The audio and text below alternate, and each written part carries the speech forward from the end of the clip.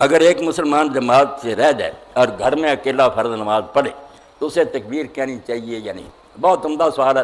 یہ صرف جو جماعت سے رہ جائے اس کا نہیں ہے، میری بہنیں بھی سن رہی ہیں، آپ بھی سن لیں، اس مسئلے سے علم والے لوگ بھی غافل ہیں، حالانکہ یہ سارے مسئلوں میں نماز کسی شخص کو بے شک وہ جماعت سے پڑھے یا اکیلا پڑھے، فرض نماز بغیر تکبیر کہے نہیں پڑھنی چاہیے۔ کوئی بغیر تکبیر کہے نماز نہ پڑھے۔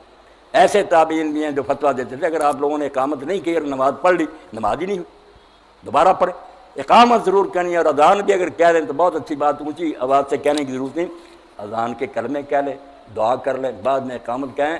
اللہ کے رسول علیہ السلام نے فرمایا اللہ اس بکریاں چرانے والے پر خوش ہوتا ہے اور فرشتوں میں فخر کرتا ہے جو دور نکل گیا مدینہ شریف سے پہاڑوں میں، اور نماز کا وقت آیا تو اس نے نا پہاڑی پر اکیلے نے اذان کی، پھر اقامت کہہ کے نماز پڑھی، اللہ فرشتوں کی اتنی لمبی قطاریں اس کے پیچھے کھڑی کر دیتا ہے جو گنی نہیں جاتی، اور اگر وہ صرف اقامت کہے تو 2 فرشتوں کو پیچھے کھڑا کر دے۔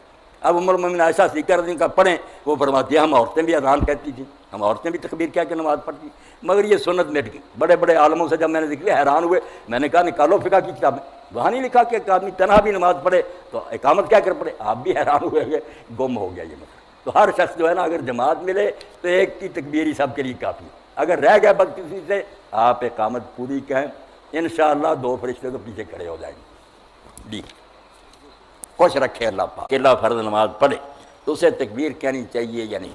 بہت عمدہ سوال ہے۔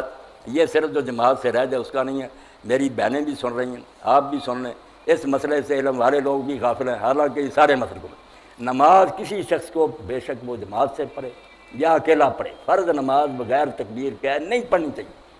کوئی بغیر تکبیر کہے نماز نہ پڑھے۔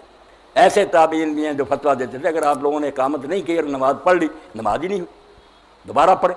اقامت ضرور کرنی ہے، اور اذان بھی اگر کہہ دیں تو بہت اچھی بات، اونچی آواز سے کہنے کی ضرورت نہیں، اذان کے کلمے کہہ لیں، دعا کر لیں، بعد میں اقامت کہیں۔ اللہ کے رسول علیہ السلام نے فرمایا اللہ اس بکریاں چرانے والے پر خوش ہوتا ہے اور فرشتوں میں فخر کرتا ہے جو دور نکل گیا مدینہ شریف سے پہاڑوں میں، اور نماز کا وقت آیا تو اس نے نا پہاڑی پر اکیلے نے اذان کی، پھر اقامت کہہ کے نماز پڑھی، اللہ فرشتوں کی اتنی لمبی قطاریں اس کے پیچھے کھڑی کر دیتا ہے جو گنی نہیں جاتی، اور اگر وہ صرف اقامت کہے تو 2 فرشتوں کو پیچھے کھڑا کر دے۔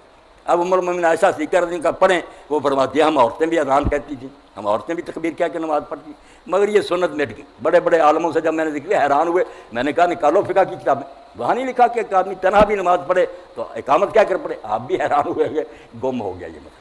تو ہر شخص جو ہے نا اگر جماعت ملے تو ایک کی تکبیر ہی سب کے لیے کافی ہے، اگر رہ گیا بدقسمتی سے آپ اقامت پوری کہیں، انشاءاللہ 2 فرشتے تو پیچھے کھڑے ہو جائیں گے۔